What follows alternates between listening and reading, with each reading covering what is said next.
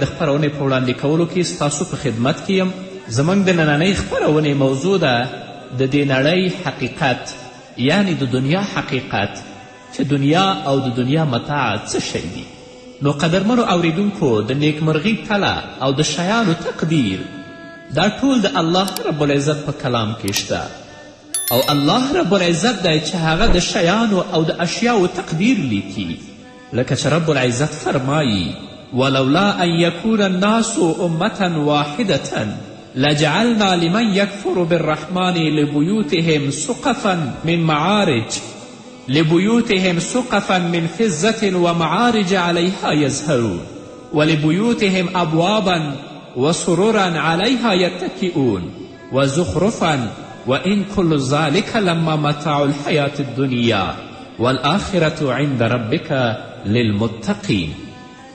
الله رب العزت فرمایی که دا ویره نه وای چې ټول خلک به د یوې کړنلارې پی روان شي، که دا ویره نه وای چې ټول خلک به د یوې کړنلارې پی روان شي، نو موږ به په رحمان الله باندې د کافر کیدونکو د کورونو چتونه او د هغوی زینې چې هغوی ورباندې بامونو ته خیجي د سپینو زرو ګرځولې وای، او همدارنګه د هغوی د کورونو دروازې او د هغوی د تختونه چې هغوی ورباندې تکیه کوي او په هغو باندې کینی هم د سپینو زرو ګرځولي وای. او د سرو زرو دا هر څه خو محضې د دنیوي ژوند متاع ده، او آخرت ستا رب په وړاندې صرف د تقوادارو خلکو لپاره دی.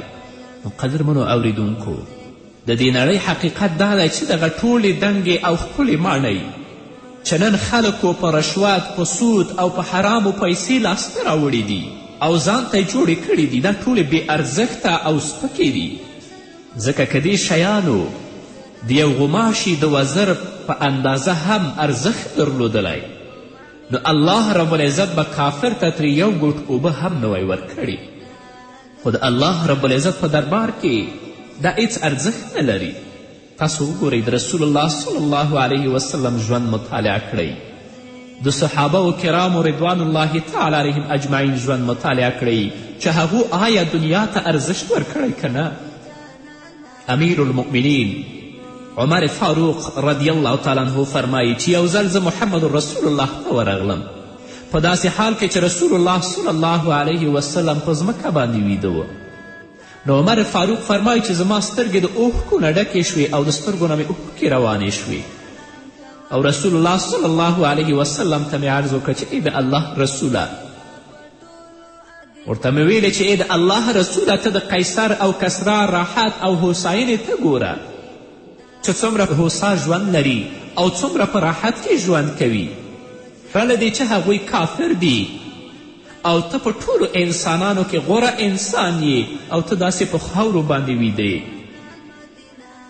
نو محمد رسول الله صلی الله علیه وسلم عمر فاروق رضی الله تعالی عنه ته وفرمیل چې ای عمره، په دې کې څه شکمن یې او ته دا نه خوښوې چې ستا لپاره آخرت او د دې کافرانو لپاره د دنیا ژوند دی؟ آیا دا تا نه خوښوې؟ لکه چې الله رب العزت فرمایي: من كان يريد الحياة الدنيا وزينتها نوفي إليهم أعمالهم فيها وهم فيها لا يبخسون أولئك الذين ليس لهم في الآخرة إلا النار وحبط ما صنعوا فيها وباطل ما كانوا يعملون. الله رب العزت فرمایي کوم خلک چې یوازې د همدې دنیا د ژوند او د هغې د ښکلاو غوښتونکي دي، د هغو د کړو وړو ټوله میوه موږ هم دلته ورکوو، یعنې په دنیا کې ورکوو، او په دې کې له هغو سره کمه کمی هم نه کیږي. خو په آخرت کې د دغه راز خلکو لپاره له اور پرته نور څه نشته، دوی به په اور او په جهنم کې پراته وي. هلته به معلومه شي چې کم اعمال دوی په دنیا کې کړي، څه چې هغوی په دنیا کې کړي هغه ټول خاورې ایرې شول. اوس دغو ټول کړو وړه محض باطل دي. کم کړه وړه یا اعمال چې په دنیا کې هغو کړي هغه ټول باطل دي، ځکه چې هغوی د دنیا ژوند غوښته، هغو په الله ایمان نه درلوده. نو قدرمنو اوریدونکو، که تاسې د الله له معرفت سره آشنایی او په عبادت کې بوخت اوسئ، نو تاسو ته د نیکمرغي او د خوشحالي کلي په لاس درغله. که څه هم تاسې په یوه جونګړه کې اوسیږئ او که تاسې په یوه ښکله ماڼۍ کې د مزدورانو ترمنځ ژوند کوئ او ټولې هیلې مو پوره وي، خو که تاسې د ګمراهي په لار روان یاست نو دغه شیان تاسې ته نیکمرغي نشي دربښلی او په داسې حال کې به ستاسې آخرت تباه وي او له نیکمرغي نه به بېبرخې یاست. نو دنیا هیڅ ارزش نه لري. تل لپاره د الله نه د آخرت د ښایسته ژوند او د هوساینې غوښتونکي اوسئ. هغه انسان چې د خپل رب وپیژنده او د خپل رب په وړاندې د بندګي سر ښکته که، نو نیکمرغي، خیر او برکت ټول به الله د دې انسان په برخه کي. که څه هم دا انسان په یوه جونګړه کې استوګنه ولري او هلته پروت اوسي، خو د سرغړونې په صورت کې که ته په ماڼیو کې هم اوسیږي، خو پر دې باوري شه چې ستا پای به ډیر تریخ وي، ځکه چې تا لا تر اوسه پورې د نیکمرغي کلي لاسته نه ده راوړي. الله رب العزت فرمایي وآتیناه من الکنوز ما ان مفاتحه لتنوء بالعصبة اولی القوة. الله رب العزت د قارون یاد کوي چې قارون د خپل قوم پر خلاف سرغړاوی وکړه او موږ هغه ته دومره خزانې ورکړې وې چې د هغه کلیګانې د قوي کسانو یوې ټولۍ به په خپل زور باندې ایله وچتولې. دومره خزانې به وې چې د خلکو یو ټولۍ به د هغه د خزانو هغه کلیانې ایله وچتولې. دا د هغو ژوند و. خو تاسو راشئ د رسول الله صلی الله علیه وسلم او د صحابه و کرامو ژوند وګورئ چې هغوی د دنیا حقیقت پیژندلی و. حضرت علی کرم الله وجهه چې د محمد رسول الله صلی الله علیه وسلم د تره زوی او د رسول الله صلی الله علیه وسلم زوم هم دی، یو سهار حضرت علی کرم الله وجهه او د هغې میرمن فاطمه الزهرا رضی الله عنها د څه خوړو لټه وکړه. وږي ول چې څه شی وخوري، خو هغه یې ترلاسه نه کړه. په کور کې څه شی نه ول. حضرت علی کرم الله وجهه د یخني له امله یوه چپنه واغوستله او د مدینې په اطرافو کې د خواري او مزدوري په لټون پسې ووت چې چیرته مزدوري وکړي. حضرت علی کرم الله وجهه ته چا وویل چې هلته فلانکی یهودی یو زراعتي باغ لري، لاړ شه د هغه سره مزدوري وکړه. حضرت علی کرم الله وجهه هلته ورغی او باغ ته د یوې دروازې له لارې ورننوت. یهودي حضرت علی کرم الله وجهه ته ویل چې ای اعرابي، هغه ته اعرابي ویلې، راځه او له ما سره مزدوري وکړه. او هغه مزدوري دا ده چې د دغو بوکو او دلچو په وسیله له دغې څانه اوبه را اوباسه او دغه ونو او بوټو ته یې اچوه. هره بوکه یا هره دلچه چې ته د کوهي نه راوباسې د هغه په بدل کې به زه تا ته یوه دانه خرما درکوم.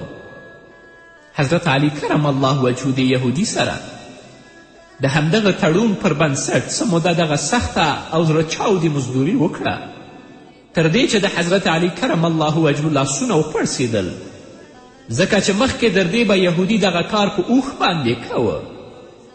علی کرم الله وجهه به ټوله ورځ کار بېګا ته به یې د هغه خپل مزدوري په مقابل کې څه خرماوې لاسته راوړې وي.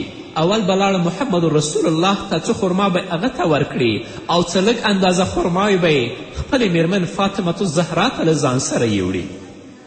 همدغه د دوی د ژوند چارې وې، خو هغوی پر دې پوهېدل او ډاډه ول چې کور یې له نیکمرغیو او خوښیو څخه ډک دی.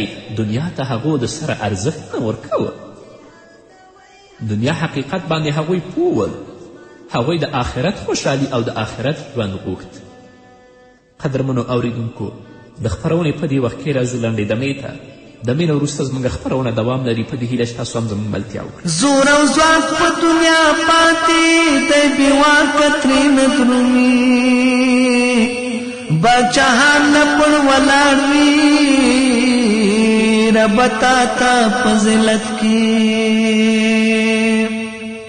زور او ځواک په دنیا پاتې دی، بېواکه ترېنه درومي، باچاهان له پړ ولاړ وي، ربه تا ته په ذلت کې. قدرمنو اوریدونکو، بیا هم تاسو ته ښه راغلاست وایم. تاسو د قارون او د حامان ژوند مطالعه کړئ هغوی د دنیا ژوند ته ژوند ویلی و آخرت پسې نه ګرځېدل. الله رب العزت یو ژوندی په خاورو ننایست او بل الله رب العزت لعنتي که. لکه چې الله رب العزت فرمایي اعلموا انما الحیات الدنیا لعب ولهو وزینة وتفاخر بینکم وتکاثر فی الاموال والاولاد كمثل غیث اعجب الكفار نباته ثم یهیج فتراه مصفرا ثم یکون حطاما وفي الآخرة عذاب شدید ومغفرة من الله ورضوان وما الحیات الدنیا الا متاع الغرور. الله رب العزت وایي چې ښه وپوهیږئ چې د دنیا دغه ژوند له دې پرته بل څه نه دی چې یوه لوبه او ساعتیري او ظاهري زیب او سینګار دی او د دنیا ژوند ستاسې په خپلو منځونو کې یو پر بل باندې ویاړېدل او په مال او اولاد کې یو پر بل باندې د مخکې کېدلو هڅه کول دي. د دې مثال داسې دی لکه چې یو باران وشه نو په هغه سره د راپیدا کیدونکو نباتاتو په لیدلو سره بزګران خوشحاله شول. بیا همغه کښت پخیږي او تو وینې چې هغه ژیړ شو بیا هغه بوس ګرځي. د دې برعکس آخرت هغه ځای دی چې هلته د دنیا غوښتونکو لپاره سخت عذاب دی او د آخرت غوښتونکو لپاره د الله مغفرت او د هغه رضا ده. د دنیا ژوند الله وایي د غولونې له متاع پرته بل څه نه دی. مومنو اوریدونکو، نیکمرغي د بلال، سلمان او د عمار سره وه. یو یې حق ته د آذان او بلنې کار سرته رسوه، بل یې په صداقت سره د اسلام په مقدس دین کې د وروروري چارې سمبالولې او بل یې له حق سره په میثاق او ژمنه ټینګ ولاړ و. الله رب العزت د دغسې کسانو په اړه فرمایي اولئک الذین نتقبل عنهم احسن ما عملوا ونتجاوز عن سیئاتهم فی اصحاب الجنه وعد الصدق الذي كانوا یوعدون. له دغه ډول خلکو څخه موږ د هغو ډېر ښه عملونه قبلوو او د هغو له بدیو څخه تیریږو. دوی به په جنتیانو کې شامل وي. دا د الله رب العزت دغه ریښتینې وعدې سره سم چې له هغو سره څه کیږي دا د الله ریښتینې وعده ده له هغو سره. قدرمنو اوریدونکو، نړۍ وپیژنئ، حقیقت د دنیا ځان معلوم کوي، ځکه د دنیا جاه و جلال له منځه ځي. ریښتونی او حقیقي سعادت هماغه دی چې تل او بشپړ وي، دوام یې په دغه او هغه نړۍ دواړو کې وي، محاسن او ښایست یې په غمونو او اندېښنو سره له منځه نشي تللی. تاسو وګورئ نعمان بن المنذر دا د عراق ولسمشر و، تر یوې ونې لاندې کېناست او د شرابو پیاله یې په سر راواړوله. دغه وخت نامتو حکیم عدی بن زید هغه ته په یوه لفظ سره نصیحت وکړه او ورته ویل پاچا سلامت پوهیږي چې دغه ونه څه وایي؟ عدی بن یزید د عراق ولسمشر ته وایي چې آیا پاچا ته پوهیږي چې دا ونه څه وایي؟ پاچا ویل زه نه پوهیږم چې دا ونه څه وایي. عدی بن یزید هغه ورته شعر ویل په دې معنا چې زموږ په چاپیریال کې ډیرو لارویانو اړولي دي او ارغواني شراب یې نوش کړي، بیا زمانې پرې لوبې وکړي او همدغه د زمانې حال دی کله څنګه او کله څنګه. ونه داسې وایي چې ډیرو لارویانو زموږ په چاپیریال کې اړولي دي او ارغواني شراب یې څښلي دي، بیا زمانې او وخت په هغو لوبې کړي دي. دا د زمانې حال دی کله څنګه او کله څنګه. د دغو شعري بیلګو په اورېدو سره د عراق ولسمشر په فکر کې ډوب لاړ او شرابخوري یې پرېښوده او همداسې مقدر او اندېښمن پاتې شو تر څو چې هغه مړ شه. همدارنګه تاسو وګورئ د ایران شاه د فارس د حکومت د 2.5 کلن تعلیم په ویاړ او د حکومت د نفوذ او د توسعې په مناسبت لویه جلسه جوړه کړې ده، خو زمانه چاته ډیر وخت نه ورکوي. فقط د زبېګا او سبا په موده کې هغه جلاوطن کړی شو، د ایران نه ویستلی شو. الله فرمایي تؤتي الملک من تشاء وتنزع الملک من تشاء. ستا چې چاته خوښه شي حکومت ورکوي او له چا نه چې وغواړي هغه نه اخلي. په دې توګه له خپلو قصرونو څخه لرې په محرومیت او په افلاس کې د ایران شاه مړ شي. دا د دنیا حقیقت دی او چا په هغه باندې اوښکې هم تویې نه کړي.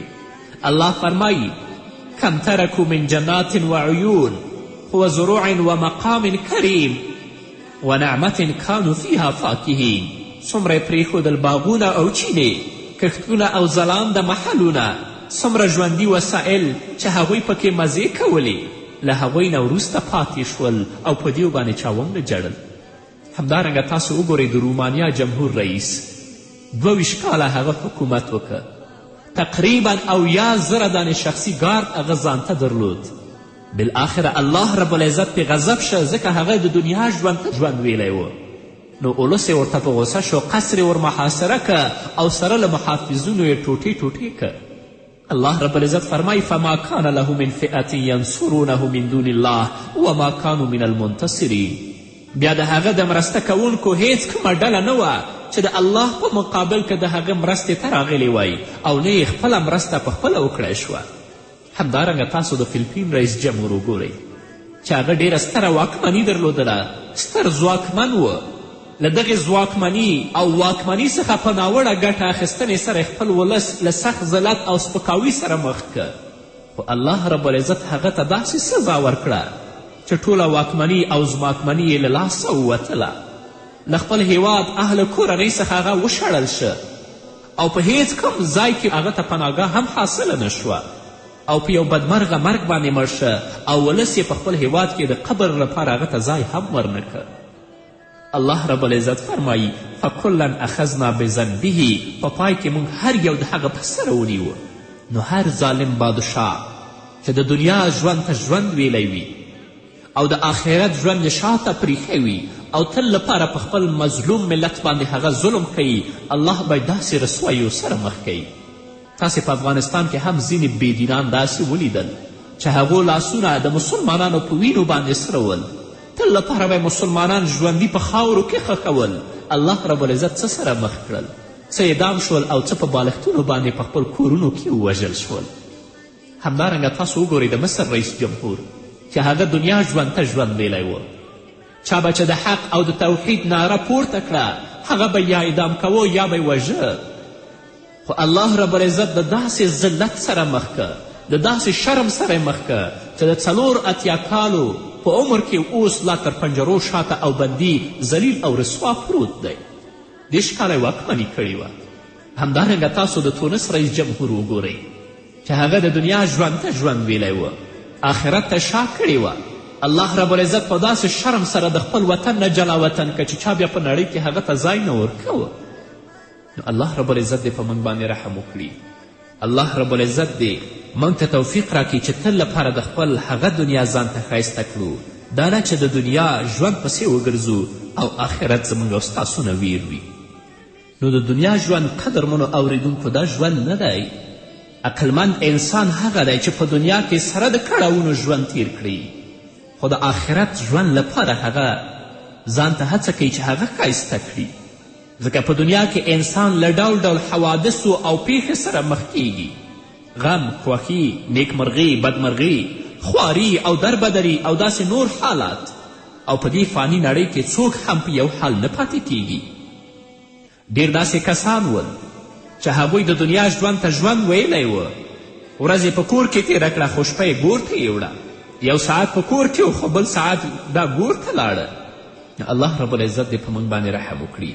الله رب العزت دې موږ ته توفیق راکړي چې د آخرت ژوند لپاره موږ او تاسو یو څه وکړو، د دنیا ژوند شاته پرېږدو. که دنیا کې له مصیبتونو او کړاوونو سره هم ژوند کوو، خو تل لپاره په دې هڅه کې اوسیږو چې د دنیا